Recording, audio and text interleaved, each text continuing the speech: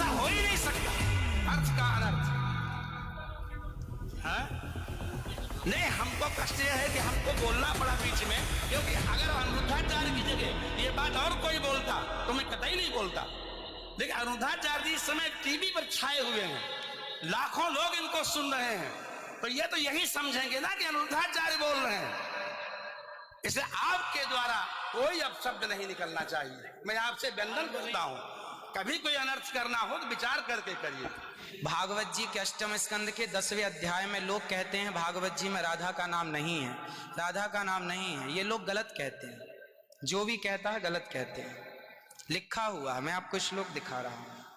भागवत जी के 8वें स्कंद के 10वें अध्याय में श्लोक नंबर 40 है, लिखा है उद्यतायुध दौरदंडई राधावंतो भटान मृधे। राधावंतो लिखा, स्पष्ट लिखा गुरुजी। ऐसा है, नाश मत करिए। आधावंत है, आधावंत में दौड़ते हुए, या संधि हो गई है गुरुजी। नहीं नहीं, ये गलत बात है। आप जो है आयुधों को लेकर के आधावंत।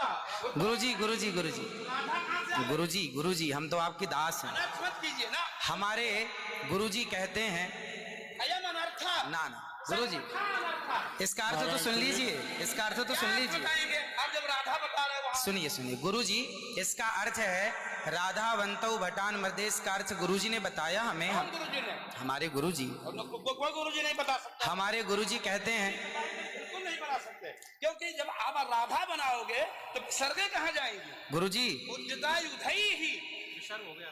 गुरुजी गुरुजी कहते हैं, क्यों नहीं बोलते? गुरु शब्द है। अब चलिए, भागवत जी में दूसरा है बधू। बधू प्रयोग हुआ है, बधू प्रयोग हुआ है। तो बधू का प्रयोग ये है कि वहां श्री राधा रानी का ही स्मरण है। नहीं, लोग कहते हैं राधा नहीं है, तो राधा जी का जिक्र तो कई जगह है। राधा पदवाच्य, बधू इसका अर्थ संकेत अर्थ हो या लक्ष्यार्थ हो और व्यंग्यार्थ हो, इन तीनों अभिधावृत्तियों के द्वारा राधा शब्द एक भी जगह भागवत में नहीं है। इसलिए जहां बधू शब्द है वहां भी अर्थ राधा है। जहां बधू है, ऐसे पानी का अर्थ जल भी होता है। जहां राधा है, जहां बधू है वहां राधा है। ऐसे थोड़े होता है। जहां आप जैसे लोग देखिए, आप विश्व हमारे गुरुजी ने बताया, ये हमारी क्या ताकत की हम बताएं? शब्द ही अर्थानाम अभिव्यक्ति त्रिभिन्न भवति। इनकी बात सारा विश्व सुनता है।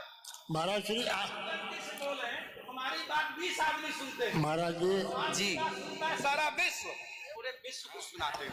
गुरुजी जो मेरे गुरुजी ने सिखाया वो मैं बोल रहा हूँ। सिखा ही नहीं सकते, आप अशुद्ध बोल रहे हैं बात।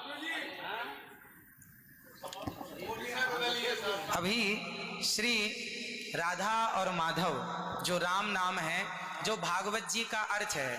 अब कोई पूछे कि राधा का अर्थ क्या है, तो राधा का अर्थ ही कृष्ण है, वो कृष्ण का अर्थ ही राधा है। तो राधा ही कृष्ण है और कृष्ण ही राधा है। कुल मिलाकर कहने का अर्थ ये है, गुरुजन ये कहते हैं कि प्रत्येक श्लोक कृष्ण है और प्रत्येक भागवत जी के 18,000 श्लोक, प्रत्येक श्लोक कृष्ण है और श्लोक का प्रत्येक अर्थ श्री राधा है। प्रत्येक श्लोक श्री कृष्ण है और श्लोक का प्रत्येक श्लोक का अर्थ श्री राधा है। तो ये सब भाव ही तो है, राधा ना वो सब भाव है। भाव का भूखा हूं मैं, भाव ही एक सार है, और भाव से भजले मुझे तो भव से बेड़ा पार है। सभी विद्वानों के चरणों में दास का बारंबार नमन। सबको जय श्रीमन नारायण, जय श्री कृष्ण। 2 मिनट कीर्तन कर ले। 1 मिनट रुको, मैं सबसे क्षमा मांगता हूं। मेरा अनिरुद्धाचार्य के प्रति बड़ी श्रद्धा भाव है, बड़ा आदर है, लेकिन इनकी वाणी चूंकि पूरा विश्व सुन रहा है, ये चैनलों पर आते हैं। भाव जगत में हम कुछ भी कहें, लेकिन जब हम ये कहते हैं ये शब्द में लिखा है, तो वहां पर शब्द और अर्थ का संयोग, क्योंकि गिरा अर्थ जल शब्द बोध्यो व्यनक्ति अर्था शब्दोप्यर्थांतराश्रय एकत्व व्यंजकत्वे तद अन्य से सहकारिता। ऐसा हो ही नहीं सकता कि कोई अर्थ प्रकट हो और उसके मूल में शब्द न हो। वहां संधि है, मतलब आयुध ही आयुधों से, मतलब आयुधों से युक्त होकर माने गदा तलवार तीर लेकर के वो राक्षस आधावन था दौड़े मारने के लिए। शुद्ध यही अर्थ है। किसी अभिधा से, किसी लक्षणा से, लक्षणा तब होती है जब मुख्यार्थ का बाद हो। मुख्यार्थ का बाद हो ही नहीं सकता। सीधा स्वामी बता दें, विश्वनाथ चक्रवर्ती बता दें, अनुचार प्रकाश का बता दे, चूड़िकाकार बता दे, और छोड़िए उन बातों को। आपके गुरु जी के पिताजी ने भी टीका लिखी है, उसी पुस्तक को अभी मंगाया जाए। अगर उसमें राधा शब्द हो, मैं मुंह नहीं दिखाऊंगा कभी। ऐसा हो ही नहीं सकता। अर्थ का अनर्थ है। नहीं, हमको कष्ट यह है कि हमको बोलना पड़ा बीच में, क्योंकि अगर अनिरुद्धाचार्य की जगह ये बात और कोई बोलता तो मैं कतई नहीं बोलता।